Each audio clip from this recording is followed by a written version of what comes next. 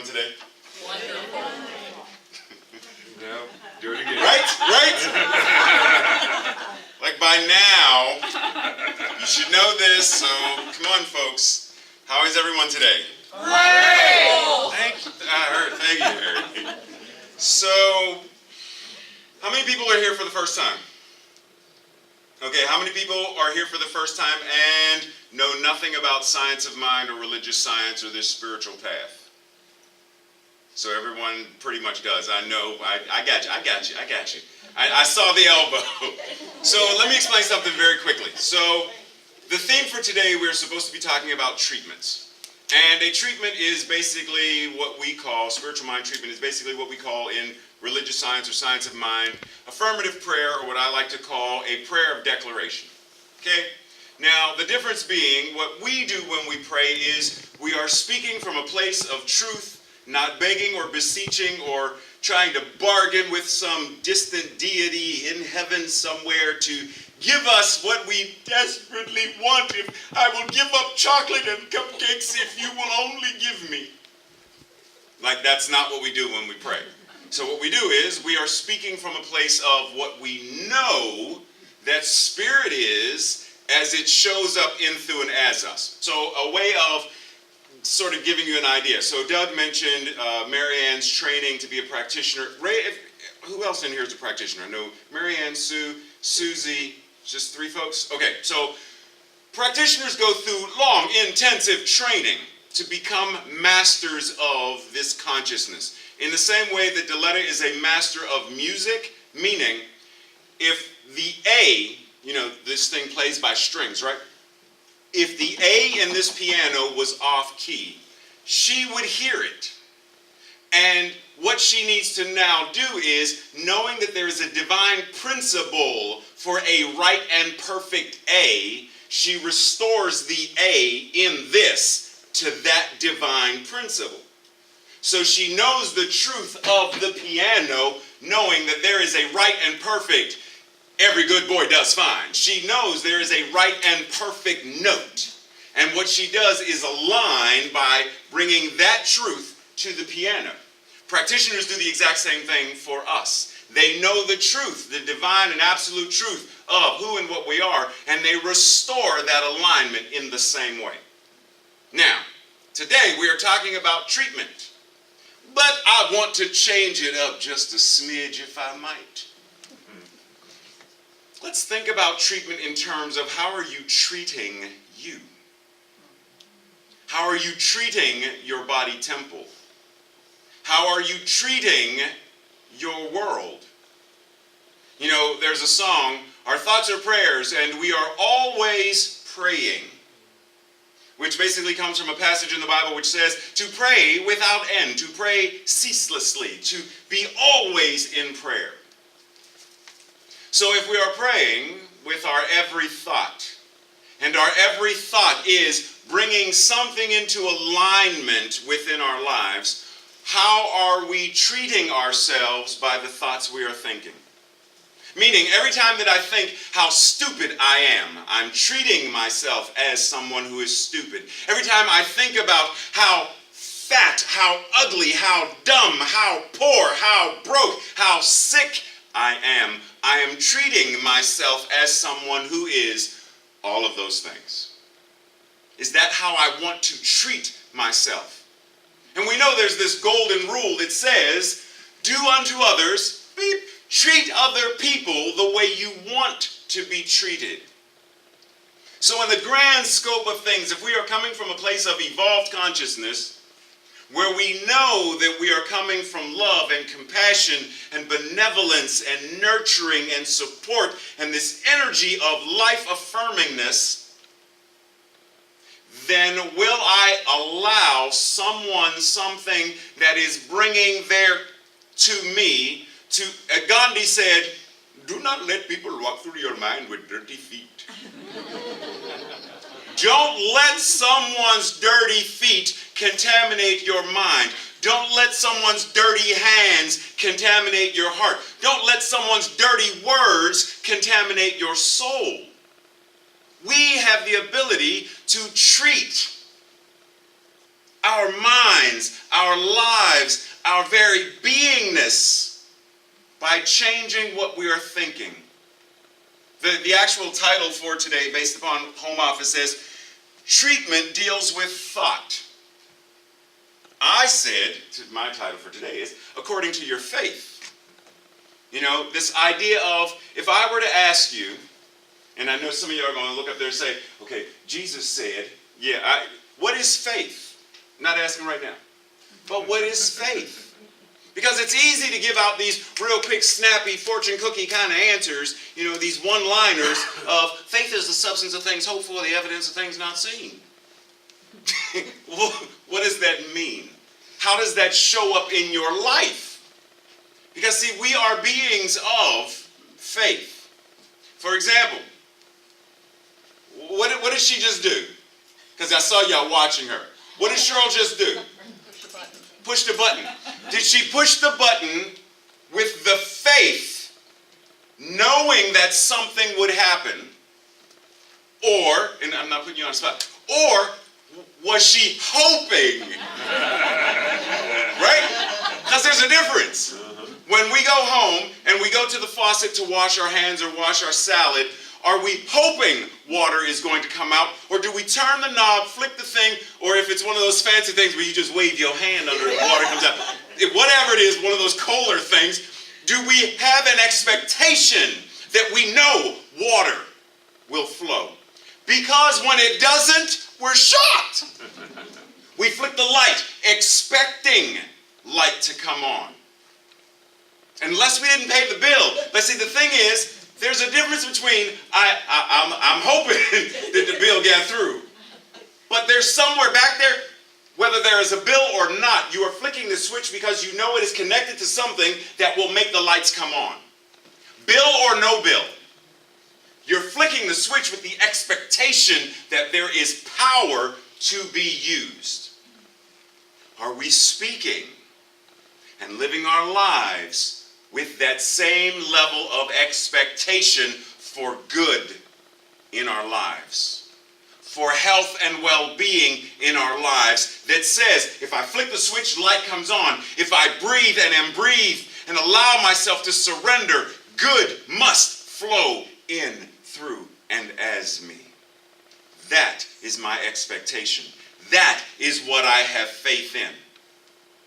You know, there's this passage in the Bible where it says, if you have faith as a mustard seed, I know the Baptists would know it. Faith as a mustard seed, then you can tell this mountain to move and it will move.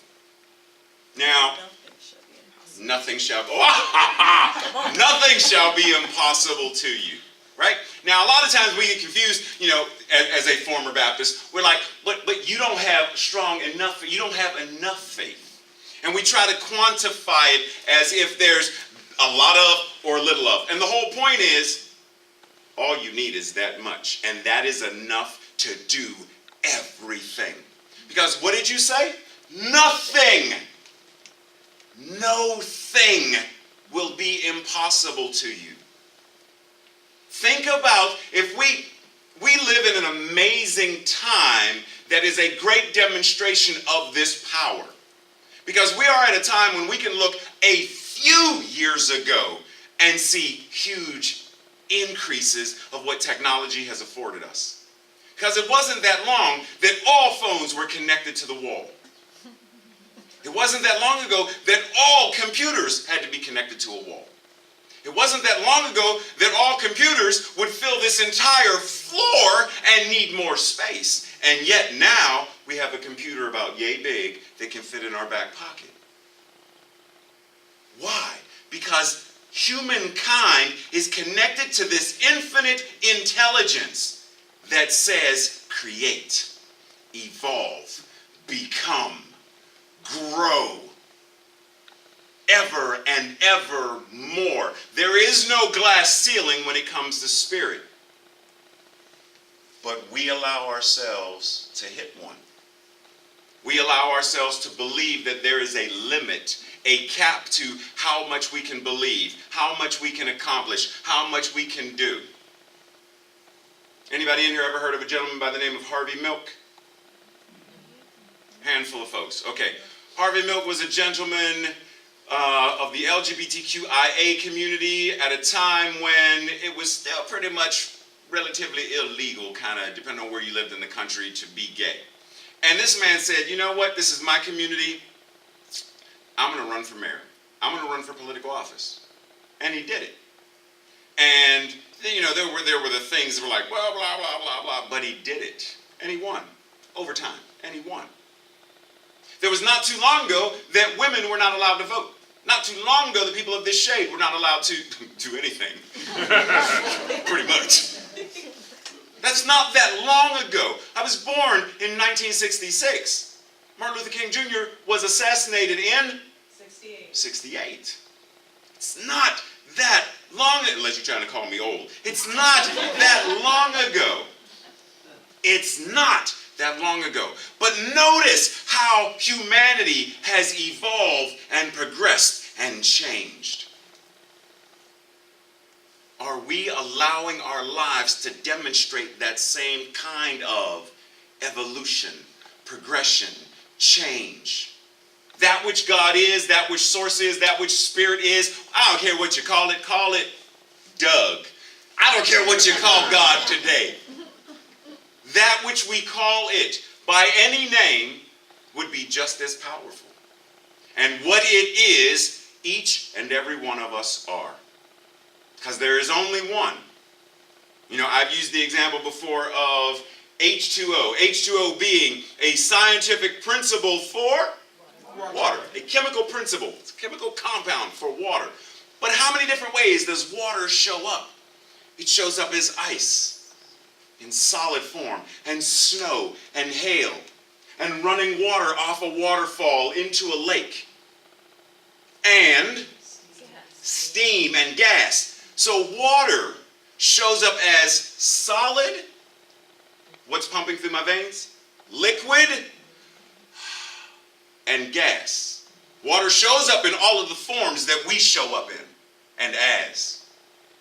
And yet each of these forms, break it down to its most basic thing, every snowflake, H2O. Every hailstone, H2O. Every glass of water, H2O. Every brook, every stream, every river, H2O. Every mist, every fog, H2O. All of it, H2O. All of it, God. All of it, source, spirit, the infinite I am showing up in, through, and as everything. That means everything that we say about it. Like there are these three faces of God. I've been getting into integral theory a little bit. And we talk about, in integral theory, we talk about the three faces of God. So there's the God that you talk about, the God that you talk to, and then speaking as God.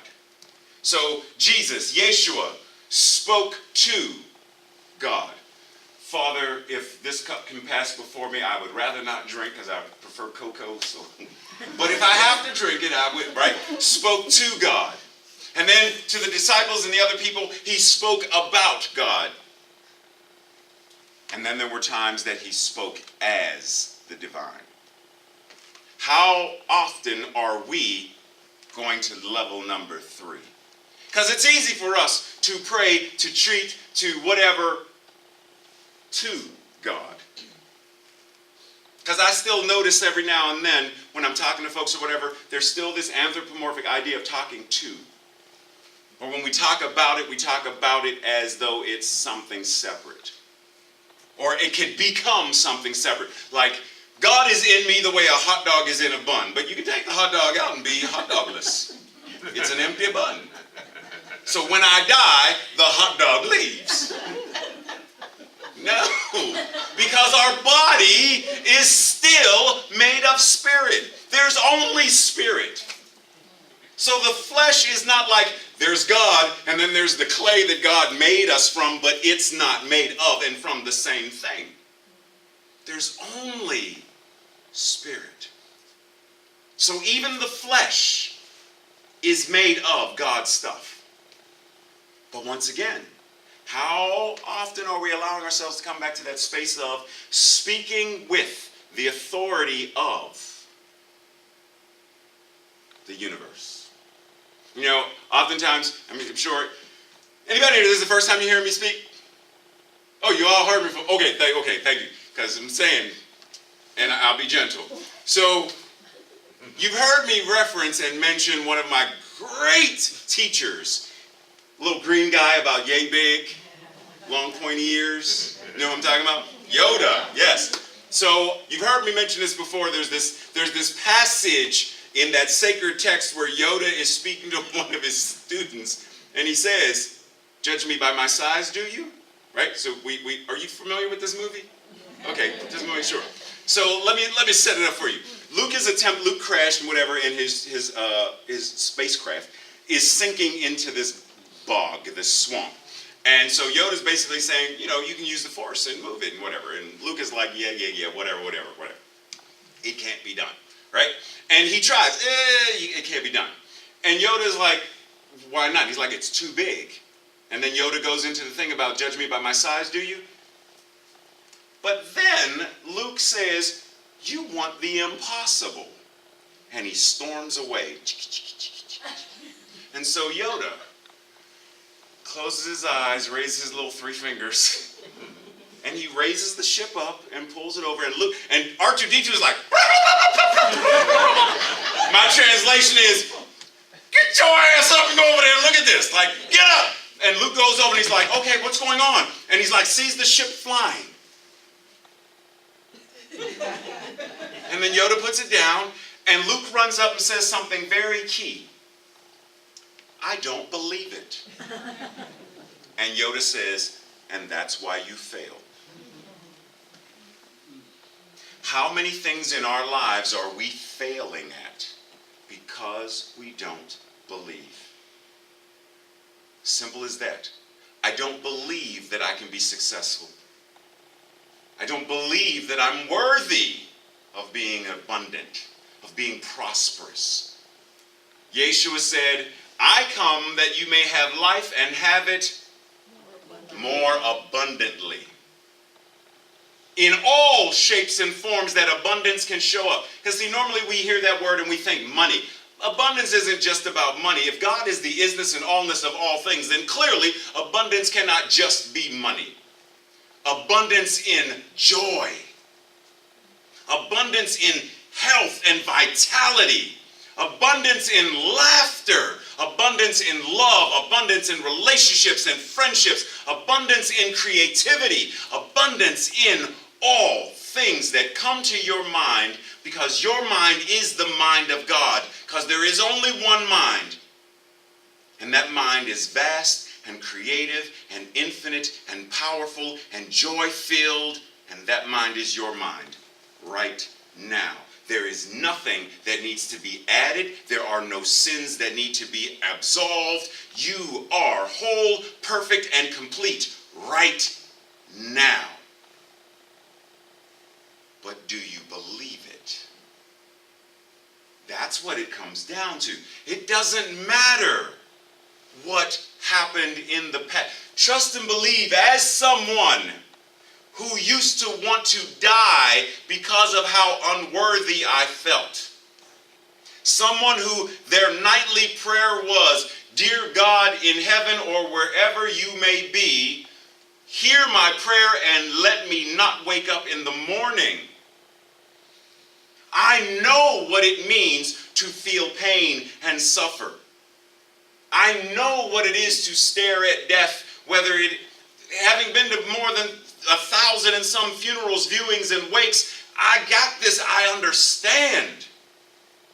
But I also understand that it is possible to go through the valley of the shadow of death and allow it to become a memory. I don't have to buy a timeshare and stop by every fall. I experienced it. I went through it. I came out the other side. I did die, like the phoenix dies. I set myself ablaze in consciousness and came out the other side a different being. Does that mean I do not still grow angry Oh, any of you who are my Facebook friends, you saw the other day I posted a picture of my mood for the day, and it was a GIF. The first one was a GIF of the Incredible Hulk. Anybody see any of the Avenger movies? Anyhow, I'm not even gonna bore you with that. There was a scene in one of them where he takes Loki, calls him a puny god, and then commences to slam him. Bam, bam, bam, bam, bam. And then I posted another one of just the Hulk like, oh, because that was my mood. Because in the moment I was feeling angry about so many things. My mother's health and all of that stuff deteriorating, and the level of care that was being set up is no longer working the way it's, and all of this stuff. So I was feeling angry. Are there times that we're going to feel sad? Yes. Because at some point, my mother's going to check out. She's going to leave her physical body. And when she does, I no longer have an actual reason to go to Pittsburgh. That chapter of my Harry Potter book will close. And I have tons of family there, but we're not close. So why go visit? We don't speak, we're friends on Facebook and we don't communicate. So why am I going to drive 4 hours to, 4 hours from to visit folks that don't communicate via something where it can be instant right now? So when she transitions and returns back into the oneness, that book closes. Will there be sadness? Of course. But right now, what I know is there is a power and a presence. There is a love and a light that is far stronger than any grief. I've seen it. I don't even have to believe it anymore. I know it. But there are times when things show up, and belief is what we call upon to bring this thing forth and say, I know and I understand.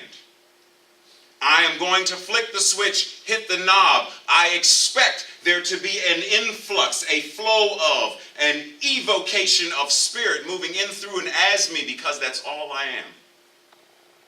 Going back to treatment for a second, one of the things that Ernest Holmes references and says, talk amongst yourselves for a second.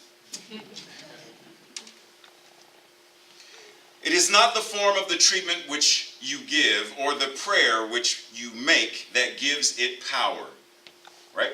So it doesn't matter, because oftentimes we get into this thing about it's the words. Am I saying the right words? None of that matters.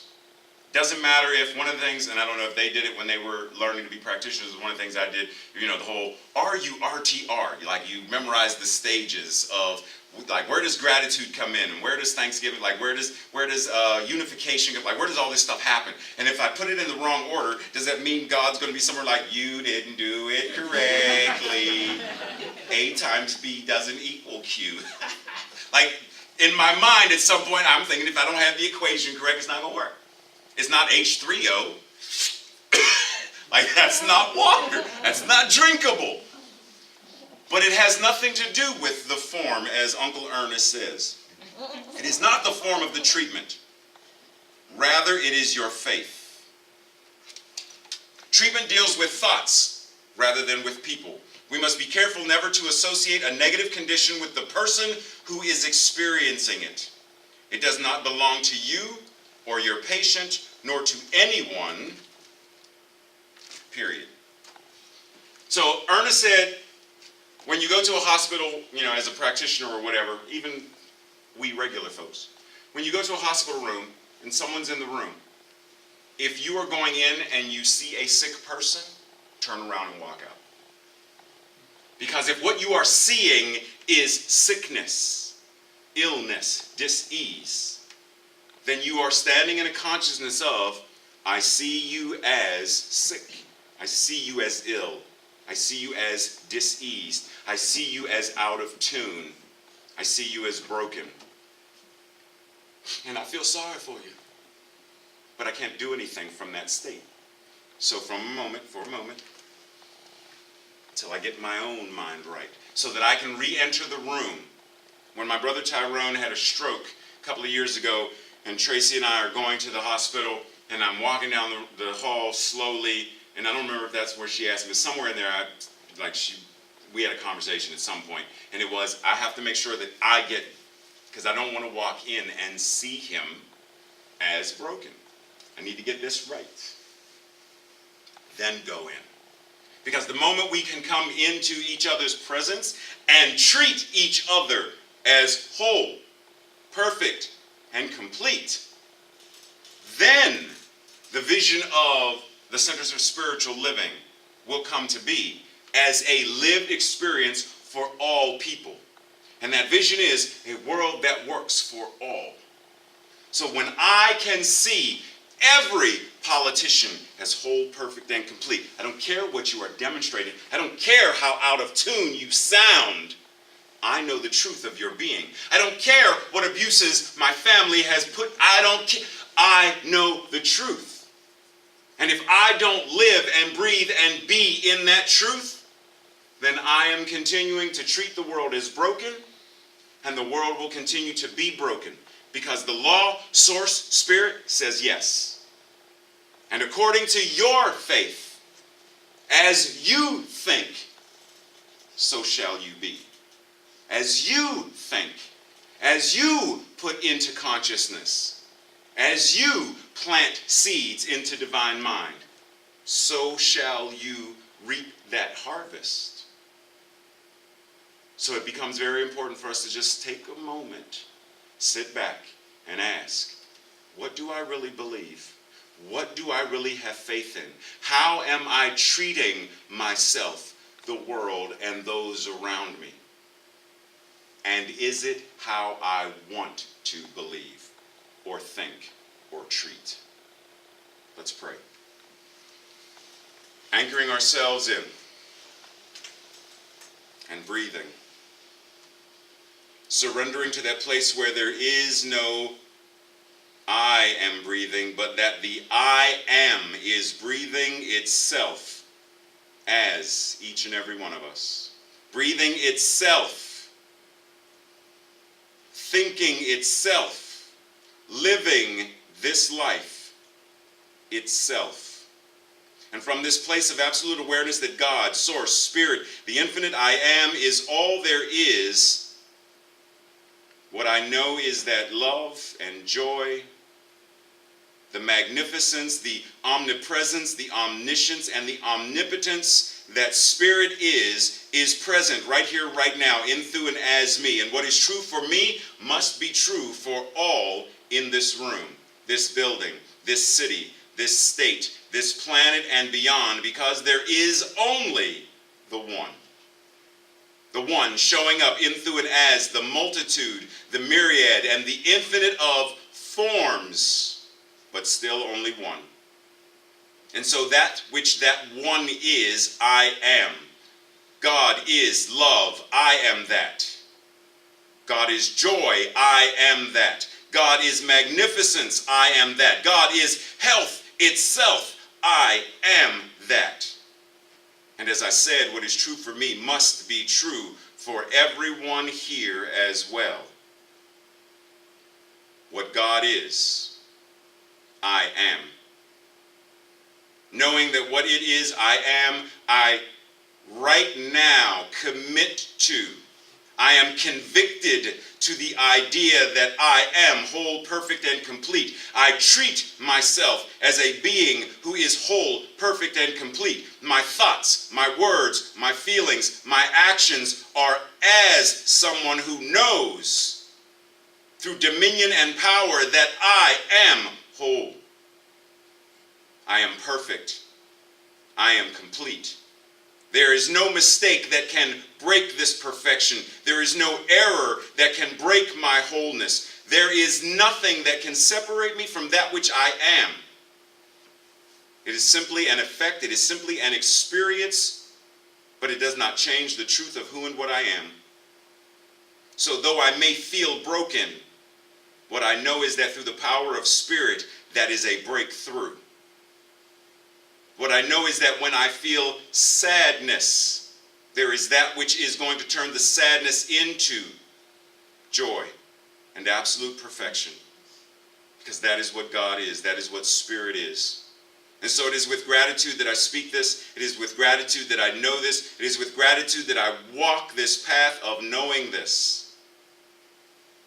It is with gratitude that I now vow to treat myself, my brothers and sisters who walk this path with me, this path called life on this small blue marble called earth. I vow to treat all with dignity, with love, with respect, with honor. Because what I know is that they are God, whether they know it or not. They are more powerful than they can imagine, and so I will know it for them until they awaken to their own knowingness. Because what I know is that this world already works for the highest and best of all. And so in gratitude I release this into the law, knowing that it must return unto me exactly as stated. The law says yes, God says yes. And so with it, I say yes as well. Released because it's done. Released because it is so. And together we say, and so it is.